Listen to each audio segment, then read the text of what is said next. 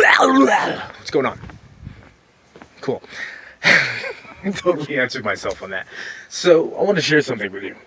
It's kind of a topic that I've been diving into deeply much recently. Actually, it started off in 2019, and the topic was this: fearless authenticity. Wait, there we go.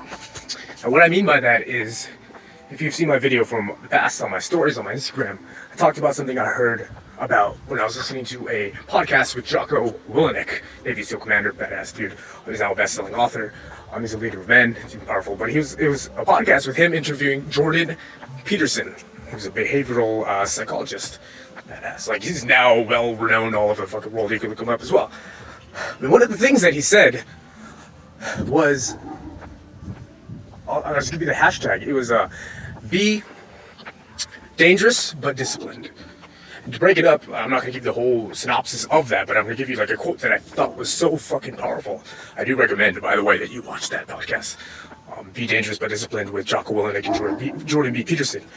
The thing that he said, this was Jordan Peterson, was that a good man is a very dangerous man that has that very, very under voluntary control. That's so fucking powerful. The reason why I said that, and the reason why it relates with fearless authenticity, is because, well, they're kind of like fearless. To be fearless, if you don't know who I am, I'm Gilbert Franklin. I'm a motivational speaker. I'm also a content creator, copywriter, and direct response marketer. But outside of that fact, like I also am more of focused on lifestyle optimization and philosophy. Like, how can we apply all of these methods and topics and the shit that I just talked about to your life? How can we make it effective towards, like, you're drinking more water in your life, and therefore, because of that fact, you feel better, you're more clear-minded, you can take more action on things that you actually care about, not on just going to a silly-ass job. How can you improve your income from going from 0 to 1K, possibly a day, or 1K a month, or having an extra 10K a month at the end of the month? Or how can you talk to that girl that you've always fucking wanted to talk to, but for whatever reason, you become self-inhibited and you allowed yourself to live in your head? All these little topics, how can we apply it to your life? Fuck, that was a rant. I said that all within like less than a minute. I'm very impressed with myself, by the way. So, I found by far that the best way to explain what fearless authenticity means is by defining two things. One, what it is not in my dictionary. And two, what it can be, because I understand that my dictionary, it doesn't have to be your dictionary. These are just my definitions, because the videos that you possibly see with me, they're not, like, they're just my perspective of the world. What is that thing Bruce Lee says? He says, it's important that you take in what is useful and you discard all of that which is not. That what you don't need, just throw it away. What it is, keep it. Cool, right? Makes sense.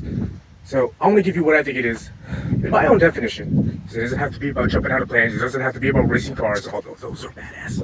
If you do that, I highly commend your lifestyle, because that is I admire that. That is badass. You're taking it to the next level. I love that. But it doesn't have to just be that. How does this apply to the practical, everyday, reliable standard living of man and his improvement every day? So, two would just be like what I think it is, and the best way to share it and express it, especially if you have close friends, or maybe it's with your spouse, your girlfriend, or a female friend of yours that you want to try to just get to know them as a person and maybe develop a relationship with them. Maybe it's just your best friend and he's a male. He's like your bro friend. It's funny. Bro friend. I've never used that term before. So now I think we just created another word. It's pretty badass. Anyways. So sorry about that. We got cut off on that last clip. But to continue on with what that other little bit of that rant was the fact that if you're coming in from 2019 going into 2020 this year, your integrity is under assault. What I mean by that, and what I don't have it with me anymore, but I had a growler with me. If you don't know what a growler is, it's just that big ass blue water bottle that I had. It was a 64-ounce water bottle. It's powerful. What I was getting at in the video that I shot before that was called Your Integrity is Under Assault this 2020, and how that growler, don't have it with me, but that growler has far much more integrity than you do. But the cool part is, because you are here with me right now, we're gonna fix that, and here we have an actual battle plan that can help us go on and grow from it. So basically, it's getting dark. I want to admit to you. I want to confess something with you. Let's call it disclose some secrets. Like 3 of them. Little secrets that can help you become far more fearless and authentic for yourself this 2020, and that can help you battle this little fucking demon, this little inhibited governor in the back of your head, which is yourself. And the coolest way to do it too, this is the method, by the way, if you're wondering what, how am I gonna particularly ever help you if I'm just a normal guy, this motivational speaker? This is the method of how you can be more authentic and choose to fear less. Fear less. Not be fearless, but fear less. See what I did there? Cool. So, can I trust you with this secret? Cool. I'm just trying to keep it short. Really simple.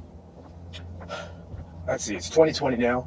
I believe it was in 2016 into 2015.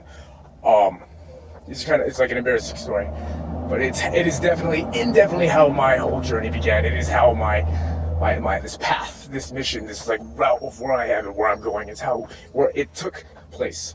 And the basic premise of it goes like this.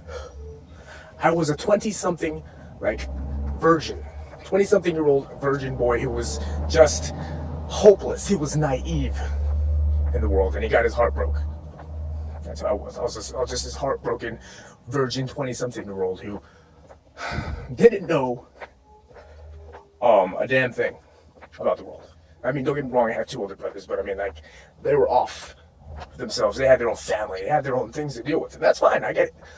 But the first start of this journey started with me jumping into the dating industry and learning the game.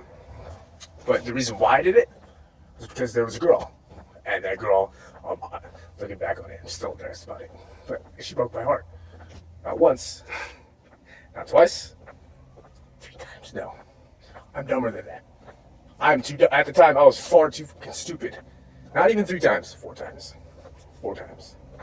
4 fucking times. Right? You think after the 3rd time I would have got it. Right? You think that. That's the smart thing. That's the rational decision. But no. My dumb ass fucked up 4 times.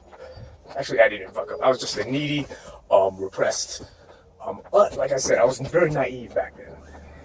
This version of me couldn't do it. I couldn't possibly ever think to go for a walk in public and just shoot a video and tell you these secrets. Alright, so that's the first step.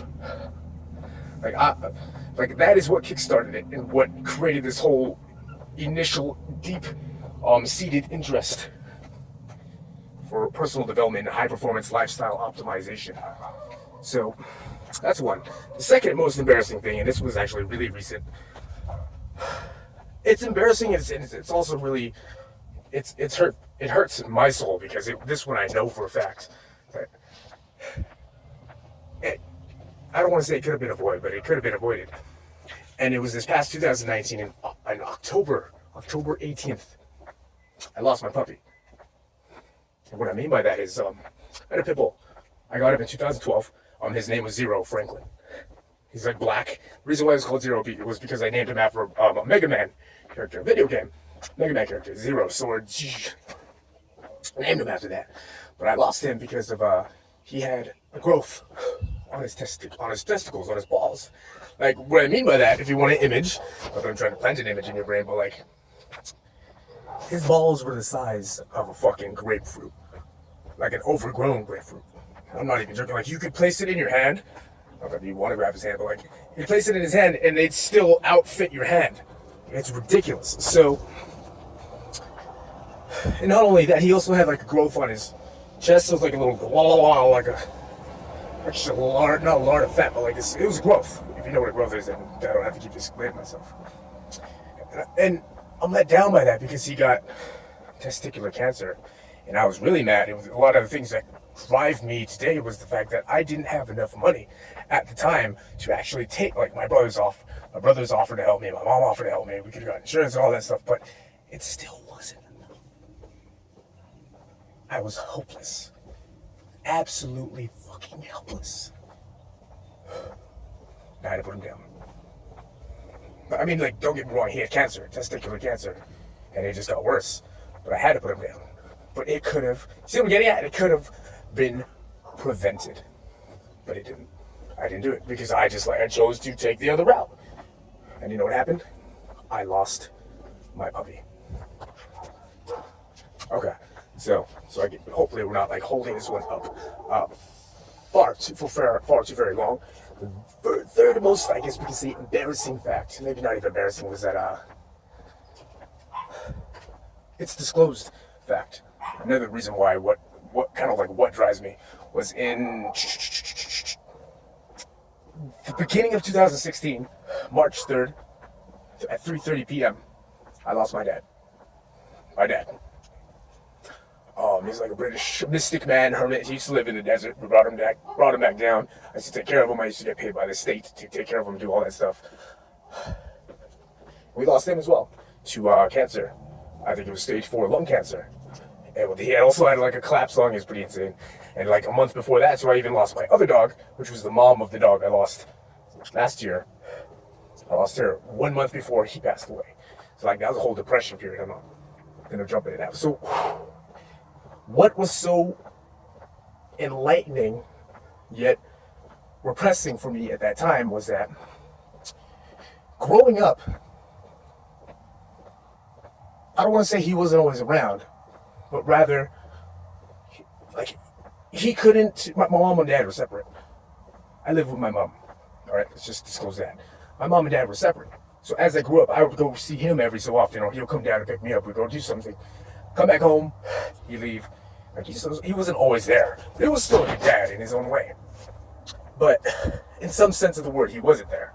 Like if you pull the big picture and like every day just going through the silly nonsense of being a boy and growing up in the world without a father, yeah, I didn't really have a model to look up to.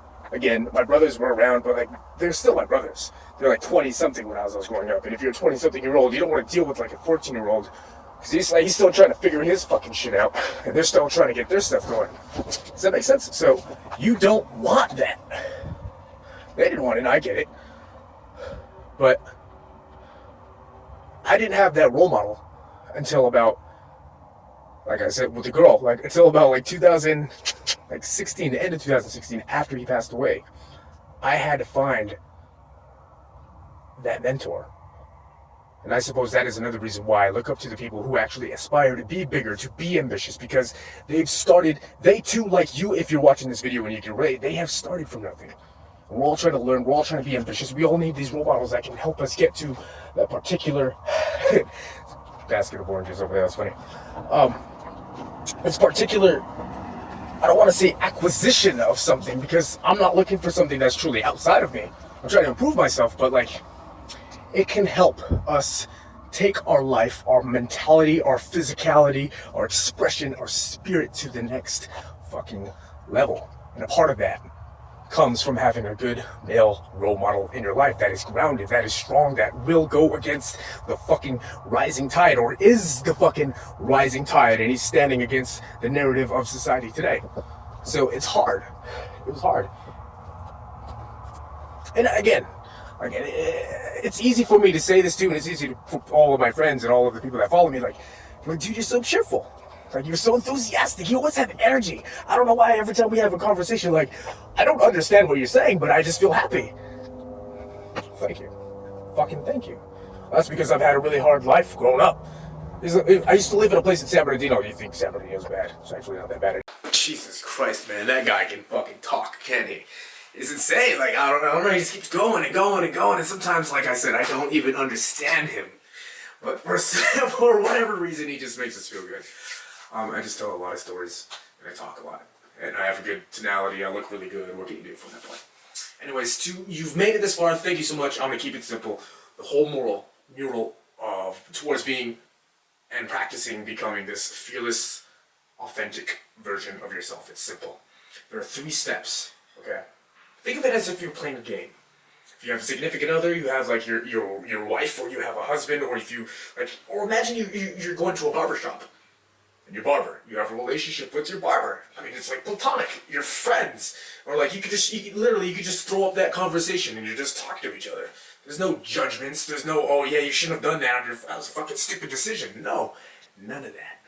It's just you being open, sharing bits and pieces of your life with these other people. And you understand from that practice that you're not the only one. Does that make sense? We're not the only one experiencing things like this. Now, if you want a quick step-by-step guide, here it is. Like I said, disclose three things that are embarrassing for yourself, or not super deeply personal, because I mean, you can vary that on your mind. You're really smart. You're a smart person, right? You're fucking smart. Just disclose 3 embarrassing facts about you that usually nobody would ever expect. Does that make sense? And just do it one at a time. You first, and then them, and then you again, and then them. And guess what? And then you again, and then them. And all of a sudden, guess what? Boom. You have a cool friendship.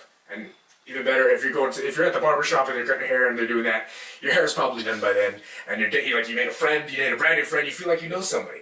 And you know what's even better? You stepped into your fear. And because you did that, you allowed that authentic giant, like you pulled him out, you allowed him to be right here. Here, not hell, right here. You've gained that credibility back with yourself for today. Does that make sense? Cool. I'm Gil Franklin. Thank you so much for watching this video. If you've made it this far, or if you're one of those just skippers, go back like 30 seconds in this video. You can get like the full gist of the main story, that what needed to be talked about, other than me just fucking ranting, because I'm so good looking, because I just love to hear myself speak. I'm such a good and eloquent speaker. Other than that though, peace out.